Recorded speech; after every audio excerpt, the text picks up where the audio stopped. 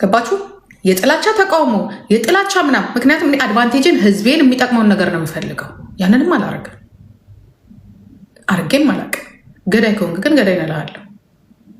ሌባ ከሆንክ ሌባ ነው እልሃለሁ። የሚከፈለው ነገር ካለ ዝግጁ ነኝ ለመክፈል። ምንም ችግር የለብኝ። እኔ አትሊስት በዚች መልኩ አያት ሆኛለሁ። ማየት ያለብኝን አይቻለሁ። ዘሬን አብዝቻለሁ። ዛሬ ክንትር ብል አይዶን ኬር ለህሊናዬ ንጹህ ሆነ በህዝቤ ዘንድ የማልወጣ ጀግና ሴት መሆኔን እነግራችኋለሁ። ኦኬ። እንደነ ምስራቅ እንደነ እንቁርቴ ገና ለገና መሬት ይሰጥሻል ተብዬ ማንነቴን እንትን ምል ሴት አይደለሁ። ምሸጥ ሴት አይደለሁ። መሸጥም አልፈልግም። ምክንያቱም እኔ ድሃ አይደለሁ። የጤና ሀብታም ነኝ። የማንነት ሀብታም ነኝ። አለ የተባለው ነገር በሙሉ አለኝ። ባላችሁ ነገር ስላልተደሰታችሁ ነው ህዝባችሁ የምታስጨርሱት፣ ህዝባችሁ የምትሸጡት። ይህንን የምነግራችሁ ባላችሁ ነገር ደስተኞች አይደላችሁ። ሌቦች ናችሁ ስላችሁ ሌቦች። ሰው እንዴት በዚህ መልኩ ማንነቱ እኔ ደግሞ እንደዚህ ኩታራ ብዙ ሰዎች አይቻሉ። ጀግና ሰዎች አሉ። እስቲ እኔ ስለ አኪለ ልንገራችሁ። ባልሄዱበት አኪለን እጃቸው አኪለ ይሄ የአማራው አክቲቪስት ያልተካሄደበት መንገድ የለም። አንድ ነገር ያላታለለው የግል ጥቅሙን ያላስቀደመ ጀግና ሰው ነው። ያልተለመነበት መንገድ የለም። እስከ ስልጣን ድረስ የተለመነ ልጅ ነው። እኔ እንጃ ወደፊቱን አላውቅም። ስቲል ነው ግን እጅ ያልሰጠ ሰው ነው። ለእኔ ያ ነው ፖለቲከኛ። ለእኔ የህዝብ ልጅ ማለት ያ ነው። የህዝብ ልጅ የዚህን ያህል ፈሪ ናችሁ። በአብርሃም ያላስደረጋችሁትን ያላስሞከራችሁት ነገር የለም። የሰውን ገበና በማውጣት የሰውን ቤተሰብ በማባረር ሰውን በማስገደል ዘመድ አዝማድን በማባረር በማሳሰር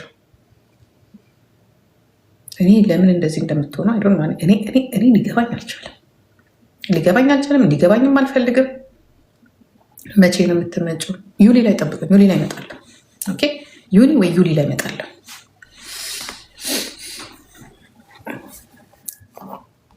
እኔ አይዶን ነው ብቻ ግን አይዶን ነው እንደዚህ አይነት ርካሽ። አንተ የአኬልን ዋጋ ብታቅ ኖሮ አንተ አህያ በቀደም ስታናገረው እኔ ራሴ እያዳመጥኩ ነበር።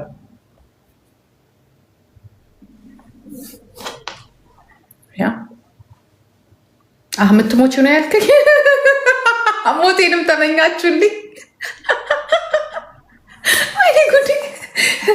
ችግሩን ያልሞትማ አሁን እኮ ችግር የሆነ እኮ ያልሞትም ተቸገራችሁ እኮ አትገሉኝ። የሚገርማችሁ ያለውበት ሀገር ላይ በየቀኑ እንዲያውም አሁን ዛሬ የሆነ ማምጣት ያለብኝ ነገር አለ። ገና እኔ አንጀቴ እንዲህ ጎርጉሮ አንጀቴ ውስጥ ምን አለ የሚለው ልመረመር ነው። እኔ ጤናዬን ጠብቄ ነው የምኖረው። የኔ ወንድም ጊዜያችን አጭር ነው፣ ለፍቅር አይበቃም። እሱን ሂጂና አረቄ ለሚጠጡትና በአረቄ ጭንቅላታቸውን ለሚያከስሩት ንገሩ። ለእኔ አይደለም። ያ ለማጥፋትም አልቻላችሁም፣ ለመተውም አልቻላችሁም። ያ እንድኖርም መፍቀድ አልፈለጋችሁም። ኢትዮጵያ ውስጥ ቢሆን ኖሮ ድሮ በመርዝ ገላችሁ ነበር። እንኳን ከኢትዮጵያ የሚመጣ ነገር ነው ያልበላም። በጣም በማውቃቸው ሰዎች ተጠንቀቄ ነው። በጣም በማምናቸው ሰዎች እኔን አታገኙኝም ስላቸው አታገኙኝም።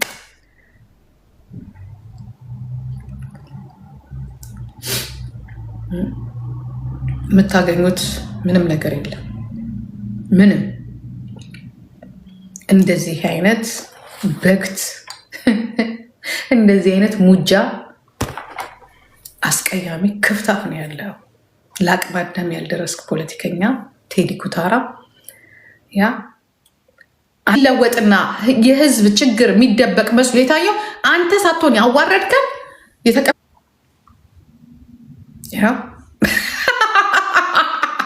ምክንያቱም መሬት በቃ ግን እንዴት ነው አንተን ግን የፈራ መንግስት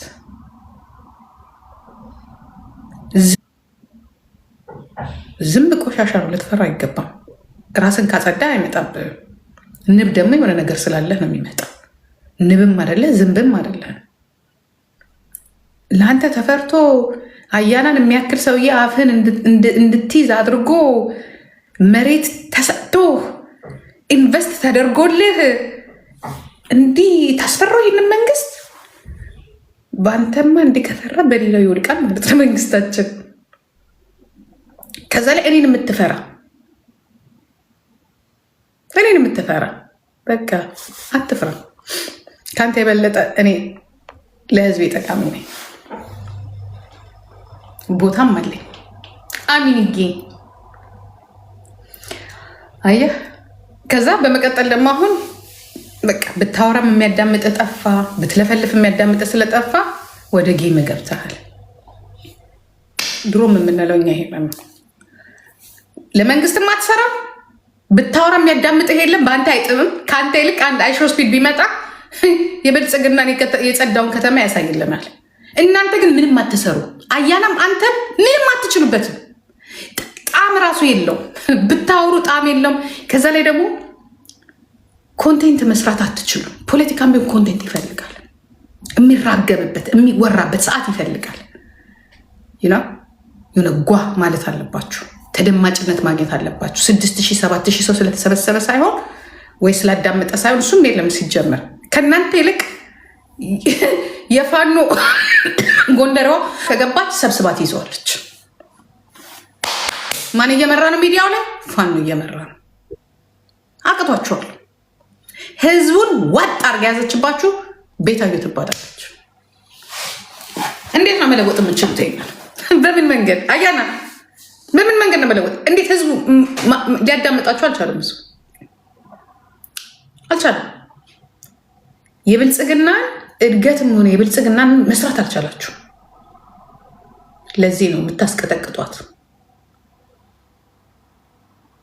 በነን ቁርቴ። እውነታው ይሄ ነው። ሚዲያው ተይዞባችኋል። ሚዲያው ተይዞባችኋል። እንደነ ኢትዮ ደግሞ የሚባል አለ። ኢትዮ ፈርጃ አማርኛ የለ፣ ፖለቲካ የለ፣ የፌዴራል ቋንቋ አማርኛ የለ፣ ማውራት አይችል።